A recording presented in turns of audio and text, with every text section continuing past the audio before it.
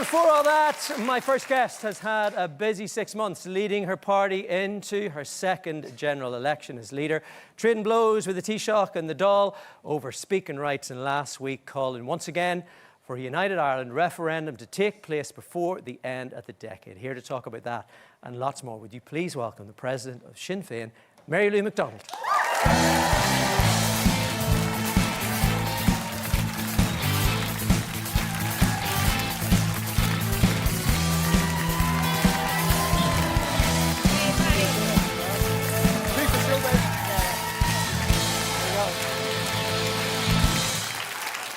Welcome to the show. Thank you, Paddy. It's lovely to have you here. We've lots to get through. Before we start talking about stuff in Ireland, Pope Francis' funeral tomorrow. I know that you have said that he was a vital voice for peace in the world. How significant is his loss, do you think? Well, I think we can safely say that the world has lost a very, very good man, and is the poorer place for it. I mean, for me, he was very much a champion of the poor. Even the choice of the name Pope Francis, you know, he pinned his colours to the mast earlier on. He was for the underdog, the excluded. He rang Gaza City every evening. Imagine that, even when he was really, really sick and struggling himself. And that, I think, above all other gestures, told the world who he was. So tomorrow he will go to his rest, and I only hope that whoever his successor is follows in the same train. In another world, you could have been going tomorrow to that funeral as Taoiseach. Yes. It didn't work out. You didn't become Taoiseach. Why do you think that was? Well, simply put, we didn't get enough votes. I mean, that's how elections work, Paddy. Yeah, You know, you put forward your candidates, take it out there. You put forward your candidates, you set out your platform. I think lots of things. I mean, obviously, we've reflected on this since the election. It was disappointing. I'm disappointed still that we have now the same government, rinse and repeat, rinse and repeat. I still believe that we can have a different government. I'm still determined to work to make that happen. But we learned lessons from the last campaign. We have to learn them. We have to not repeat any mistakes that were made. And we just need to convince more people that they can have a better government and that we can lead them. Would you have done anything differently, looking back? Of course I would. I'd have won. I mean, that would be the main difference. I mean, look, in this work as an activist, as a political leader, every day is a school day, every campaign is different. And yes, lots of things. I mean, for example, one thing, we need to be able to assure people at the next election, when we talk about a new government and a new approach, that we actually have partners in that enterprise. And I think even in the earliest days of this new Dáil, you have seen a level of collegiality, cooperation between Sinn Féin and other parties of the opposition. And I know from being out and about, so many people have said, thank God, at last. That's a big learn for me. I think a big learn for all of us. You've been president of Sinn Féin for 7 years, 2 elections. After this election, was there any pressure from within the party for maybe you to step aside, or was that conversation ever? No, I mean, I'm in the job now 7 years. I mean, I'm in my prime. I believe in what we're doing. I believe that we can, I mean, we live in an amazing country. I'm so proud. I'm a Dub, as you know, so we're never shy about extolling the virtues of our city. So I'm a proud Dubliner, a proud Irish woman. There is so much work to be done, so many things that can be achieved, and I want to be part of leading that effort. So no, that never occurred. We had very frank, very, honest conversations amongst ourselves, and, you know, where I have things to learn, I will always be open to that. But no, I proudly lead Sinn Féin, and I have the full support of all my colleagues, which is great. You have said that you're ruling yourself out of running for president. Yes. Were you remotely tempted Did the chat ever happen? Well, look, I mean, when you look at Michael D. Higgins, who is, I think we can all agree, an absolute national treasure. I mean, he's just been exemplary. And when you see the kind of things that he can achieve just in terms of the atmosphere of the country and how we understand ourselves and how we portray ourselves internationally, like, it's a very important job. So would that not have tempted you? But my work is to make sure that we get a change in government, so that we get a change in housing policy, in healthcare, so that we have better opportunities for our young people. And as important and significant as the role of president is, you can't achieve those things from Áras an Uachtaráin. OK, so you're not going to run. Is Sinn Féin running a candidate? Well, we're going to talk about that. I mean, we've options. We could run a candidate. We could equally support a candidate from outside of Sinn Féin. So we're going to have a conversation. What way are you leaning? I can see the merits in both. I have my eye on one or two possible candidates. You're not one of them, Paddy, so don't be now. If this is like an interview or a rehearsal for that role. To be honest with you, I mean, I was only here to get a Sinn Féin endorsement for president, Well, to be honest, so it's a big disappointment. Well, I'm sorry. But you're from County Down, up, down? Yes. That always cracked me up, that up, down thing. But anyway, I had to say that to you. But isn't it crazy that people who live in your county and in Armagh and Derry and Tyrone and Fermanagh and Antrim, can't forget them, that in the 6 counties that they can't vote for their president? I think one of the things, we're not going to have it done for this presidential election, but it's no longer acceptable that Irish citizens living in the north of Ireland who carry Irish passports, for whom Uachtaráin na hÉireann is their Uachtaráin, that they're denied a vote. So we made a promise that would be changed, and that really needs to be changed. It's not going to happen this time round, unfortunately, but it has to happen for the next presidential election. So would that just be for people in the north with Irish passports, or if you're born on the island of Ireland and you're a unionist, would they be able to vote as well? I think could the DUP vote? We need to maximise the franchise. For me, the role of the president, the essence of it is inclusivity. And we've agreed that, you know, when you live on the island of Ireland, you're Irish, British, both. So I would like to see an expanded franchise in terms of the ability to vote. But the important thing is we have to get over the first hurdle and the political system do what was promised, and that is actually hold the vote, talk to the electorate, get it over the line, and ensure that people living in Ireland can actually vote for their president. Sinn Féin didn't go to Washington this year. When we had Michelle O'Neill on last year, yeah. She said the reason why Sinn Féin were going was because without dialogue, there's no peace. Mm-hmm. Has that policy changed? No, that remains the essence. You only achieve things in life by dialogue, by talking to people. We know this. So why do you not all go? of our history. So when the American administration declared openly and publicly that they had changed policy to the extent that they were going to evacuate Gazans from the Gaza Strip, annex all of that land and turn it into, I think, a kind of a Riviera resort, that for us was just a step too far, a bridge too far, and had to be challenged. By the way, still has to be challenged.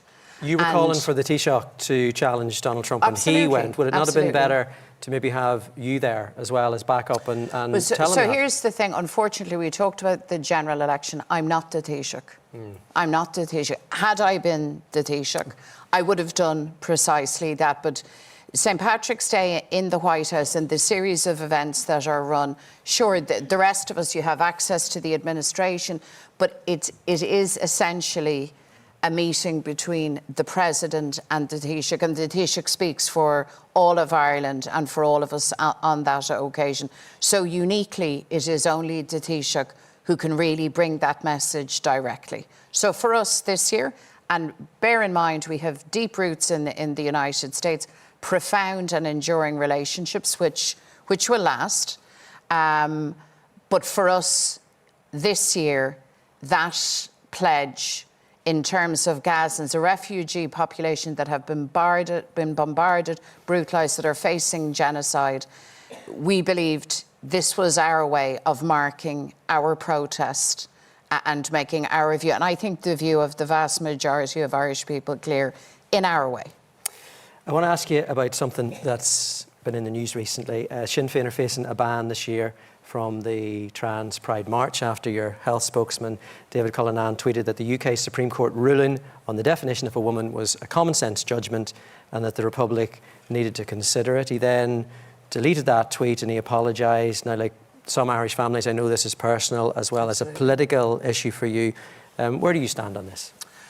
So just in terms of David, the great thing about social media is that it is immediate and fast and reflexive. And the problem with social media is also that it's immediate and fast and reflexive. And I don't think 140 character tweets on issues that are sensitive and complicated and so on serves well. And but he is a health spokesman. He should know what he's putting out there, no? Well, I mean, it was his tweet, and yeah. I think he subsequently has explained his position. Look, for me, and you rightly said, Paddy, this isn't an abstract issue. Simply, I have a trans sibling, and I love my sister. She's compassionate and clever and accomplished, and she's loved beyond measure and unconditionally. And I want her to live a full, authentic life. And I want that for every human being. And I want us to live in a society where that's possible. So the first thing in discussing any of the issues around this, we need to have the right atmosphere. And we need to reassure each other that we're starting from a position of respect. If we don't have that, we can't have the conversation to clarify, to reassure, and to straighten out the issues that need to be addressed. So for me, I look across to Britain, you look further afield, and you see a really toxic, divided, divisive approach to issues that can't be solved in a hostile environment. They need qualities of calm and respect, and I think that's who we are as Irish people. They also need decisions, though, as well, Absolutely. Don't they? So, I mean, in terms of that decision, has that changed Sinn Féin policy on this? Well, no. I mean, the decision has to be studied. It'll have an implication north of the border. What implication south of the border in terms of courts' rulings, we don't know at this stage. But certainly the first decision has to be that we work for equality, for inclusion. And by the way, the rights of everybody can be protected and maintained. We shouldn't have to select individuals, women, men, trans women, trans men. Everybody has to have their rights respected. And I believe that we can get to that point in a fair way, in a balanced way, that brings reassurance to people. I want to talk to you about North and South. At the weekend, you said you believed a United Ireland referendum will happen before the end of the decade. We both know the only way that can happen under the Good Friday Agreement is if the Northern Ireland Secretary of State calls that referendum. Recent poll, Irish Times, Aaron's Project says 34% in the North favour it. How is that going to change in 5 years? So this is something that I have consistently raised with the British government and recently with Hilary Benn, the Secretary of State that you instanced. Look, I believe that we're living in the end days of partition. Actually, this year marks a century since the Boundary Commission partitioned our island. So a century ago, people in Tyrone, in your own home county of County Down, woke up one morning and everything had changed for them and they had been left behind. And then the history unfolded, as we know. We're now at a point where we have like real opportunities economically, socially, to build an Ireland that creates wealth, prosperity, happiness, security for our entire island population. And I think we need to grasp that. And I also know that we need to plan for it. One of the astonishing things is that in the absence of any substantive debate, that you have 34% of the population north of the border saying, yes, I favour this. I believe that as the conversation deepens and as we listen to each other carefully and as the opportunities become more apparent, I believe that support will grow. But the government here in Dublin has to lead that. They can't bury their heads in the sand. I understand that. You know, you're talking about all of these things that, you know, how people's lives are going to change economically. When I was growing up in the north, you know, we had Maggie Thatcher telling us that we'd be better off under Britain, and it didn't change any nationalist... Well, nobody was better off under Maggie Thatcher, Paddy. My God. Exactly. Jeepers. Exactly. But my point is that the nationalist community there didn't buy the fact that if there was a bit more money in their pocket, that they'd happily be British. This is a hearts and minds thing. And if you are DUP and you don't think you're British and you know you're British, you have to persuade them. So, of course we do. Of course we do. And isn't that's on the one hand the great challenge of this process, but that's actually what makes it interesting. That's what makes it exciting. And by the way, if you are British in a partitioned Ireland, you will be British in a united Ireland. That's who you are. That's your identity. We're not trying to challenge that. But I'm saying very directly that this island, this entire economy, is better off as a single unit. And there's evidence of that already. I mean, in the time of the Good Friday Agreement, the all-Ireland trade was somewhere in the region of about 2 billion. It's now, about 14 billion all those years on. The border is a liability for us. We have unfinished business, and I think we should have this as a national project, that we reconcile, we unite our island, and we build a place where our young people, all of them, whatever their background, have their right chance here at home, and that we're not seeing them on Skype or whatever down in Sydney or Melbourne or Perth. But if you're sitting in Newtownards or Ballymena and you don't want to have the conversation, you know, is it not up to you now to set out what it's going to look like to start the conversation? Instead of saying, we need to have it, say, this is what we think it's like. We've been thinking about it for a long time. It's our aspiration. Here you go, guys. This is what it's going to look like. What do you think? Yeah, I think there's a balance in that. Of course, on the one hand, there's an onus on us. So when we talk about, for instance, healthcare, access to healthcare, and how you partner up services north and south, and how that works for people if you're suffering from cancer, if you've got a sick child, in real practical ways, what an all-Ireland approach does and means. We have to set out our values, all of that stuff. But how British would Ireland have to be? But we also have to be clear that I'm not going to hand down on tablets of stones, this is how it shall be. No, but you could maybe hand over on a sheet of paper how it might look. Let's chat. Yeah, absolutely. And to have the chat, you have to have a defined democratic space where that chat happens. And the only people who can actually open that door and set out that space is the government in Dublin. I remember when Brexit happened, and we were all worried, naturally. And at one point, Enda Kenny was Taoiseach at the time, and he was talking about bringing together a forum just for the South. And of course, we challenged that and said, but how on earth could you talk about Brexit, much less deal with that challenge, unless it was on an all-Ireland basis? In fairness, the forum finally was 32 county all-Ireland. Some people said unionism won't come. But unionism, Paddy, did come. They came as hauliers, they came as farmers, they came as business people. And when everyone was in the room, the conversations happened. That's how human beings do business with each other. So if you had that forum and the forum came back and said, we don't fancy this, would you accept it? Well, I would accept that that's what the forum has said. I don't believe that that would be the case at all. I really, really don't. And this is through... But it could do. And this is through direct experience of talking to people beyond my own tribe, right? For whom unity would not be their first preference. When I meet, as I do from time to time, women from a unionist or a loyalist background, do you know what they want to talk about? They want to talk about healthcare. They want to talk about their children. They want to talk about their grandchildren. They want to talk about how tomorrow can be better than yesterday. I agree. And when I talk to them too, they're the things that they want to talk about, but they want to talk about that while they're still in the UK. They want, and some people who are absolutely committed to a unionist position, that will be their position. And you know what?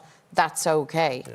But when you look at what the dynamic for politics is across the island, what you find is you have committed nationalists and Republicans, unionists and lawyers, and then there's a whole swathe of people in the middle who ultimately need to be engaged in this conversation. So it's a really exciting time. It's a time of opportunity, not loss. And I say grab it with both hands, because this is a great country.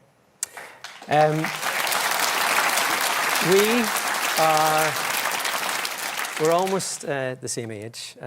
We both lost parents in the last 12 months. I'm sort of in the early stage process and stuff. Where are you on that journey after losing your dad? Yeah, still processing it, to be honest with you. So, and I'm sorry about your mum. Oh no, thank you. Yeah, that's really, really hard. I had a complicated relationship with my dad. So, and initially when he died, I couldn't figure out, did that make it harder or did it make it less hard? So I think what I've learned in the intervening period is it's always hard. You have one father, you have one mother, and when they go, it's the finality of it, right? And everybody's carrying something in their life. Yeah, well, that's it. So, but yeah, I kind of did my best always to have a relationship with him. I didn't always succeed. That's the truth. But I'm at peace with that now. But I think I'll probably spend the rest of my life fully processing that. It never stops. Yeah. It never stops. You are the leader of the opposition. There's been a fair wee bit of opposition in the Dáil since it came back. It resumes next Tuesday. Where are we on the speaking rights? Do you think things are going to I've been. calm down a bit? This is now my 4th Dáil term, and I thought I had seen it all until I discover I hadn't. So imagine this: that Michael Lowry, resurrected Lazarus-like, the key man in forming this government, and the guy that they all believe they have to keep happy. So that was one thing that I did not predict. And then we moved to the crazy situation of suggesting you could be in government and opposition at the same time. So, of course, as the opposition, we couldn't tolerate that. And it wasn't really about who got how many minutes. It was about the fundamental principle that for the system to work and for people to be represented properly, there has to be a clear distinction between government and opposition. And I think so. It got a very heated response, and rightly so. Do you think that heat has gone? Do you think it's time to move on? Well, look, we've work to do. Children can't get school places. People are looking for medical treatment that they can't access. I'm dealing with a lot of women who are suffering with endometriosis. And other conditions. So there's work to be done, and we have to crack on with that. But let me say this: it will never be acceptable to blur the lines in the way that this government sought to blur them.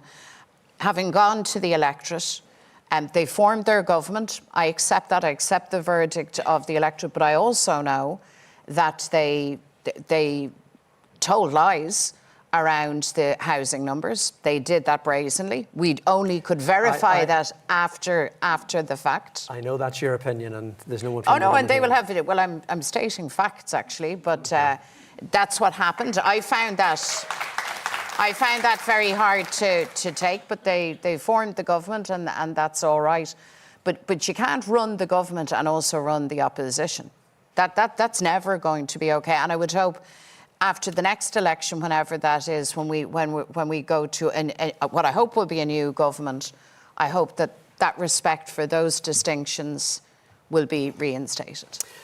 Look, I know that that's your opinion. The government, of course, will have another Paddy, opinion. You're very diplomatic. I am very diplomatic. Balance. Do you want to? You can change your mind on that presidential nomination anytime you want. No, I didn't think you were. Look, thank you so much for your time, for coming in to see us tonight. One more time, Mary Lou McDonald. Thank you, sir.